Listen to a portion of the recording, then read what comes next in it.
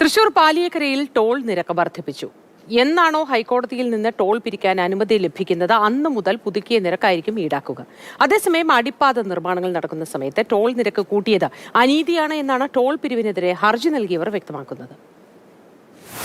Paliyekkara toll പ്ലാസയിൽ ഇന്നു മുതൽ toll നിരക്ക് വർദ്ധിപ്പിച്ചുകൊണ്ട് നോട്ടിഫിക്കേഷൻ ഇറക്കിയിരിക്കുകയാണ്. അതായത് ഇപ്പോൾ നിലവിൽ ടോൾ പിരിവ് നടത്തുന്നില്ല എങ്കിൽ പോലും ഇനി എന്നാണ് ഹൈക്കോടതി നിർദ്ദേശപ്രകാരം ടോൾ പിരിക്കാനുള്ള അവകാശം ലഭിക്കുന്നത് ആ ഒരു സമയത്ത് ഈ ടോൾ നിരക്ക്, അതായത് ഇന്ന് മുതൽ പുതുക്കിയ ടോൾ നിരക്ക് അതായിരിക്കും ഈടാക്കുക.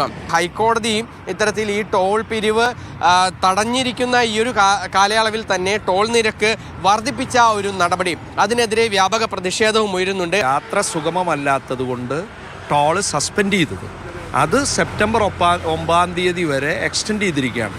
സ്വാഭാവികമായിട്ടും അതിനുള്ളിൽ ഒരു കമ്പനി അത് ചെയ്യാൻ പാടില്ലാത്തതാണ്. NHAIയിൽ അനുമതി കൊടുക്കാൻ പാടില്ലാത്തതാണ്. കാരണം NHAIയും കമ്പനിയും ഈ കേസിൽ റെസ്പോണ്ടൻസാണ്. അതേസമയം തന്നെ ഹൈക്കോടതിയുടെ ഭാഗത്തുനിന്നും ഈ ടോൾ പിരിവ് നിർത്തിവെച്ചുകൊണ്ടുള്ള ഉത്തരവ് അത് നീട്ടിവെക്കാൻ സാധ്യതയുണ്ട് എന്നുള്ളൊരു പ്രതീക്ഷയാണ് എല്ലാവരിലും ഉള്ളത്, ഹർജിക്കാർക്ക് ഉൾപ്പെടെ ഉള്ളത്. പാലിയേക്കരയിൽ ഏകദേശം 14 വർഷമായി ടോൾ പിരിവ് ആരംഭിച്ചിട്ട്. ഈ കാലയളവിൽ ഏകദേശം 1700 കോടി രൂപയിലധികമാണ് ഈ ടോൾ പ്ലാസയിൽ നിന്ന് പിരിച്ചെടുത്തിട്ടുള്ളത്. ശരാശരി ഏകദേശം 5.33 ലക്ഷം രൂപയാണ് ഇവിടെ നിന്ന് വിവിധ വാഹനങ്ങളിൽ നിന്നായി പിരിച്ചെടുക്കുന്നത്. ഒരു മാസം 16 കോടി രൂപയിലധികമാണ് ഇവിടെ നിന്നും പിരിവ് നടക്കുന്നത്. 2024 മാത്രം പിരിച്ചെടുത്ത തുക എന്ന് പറയുന്നത് 188.94 കോടി രൂപയാണ്.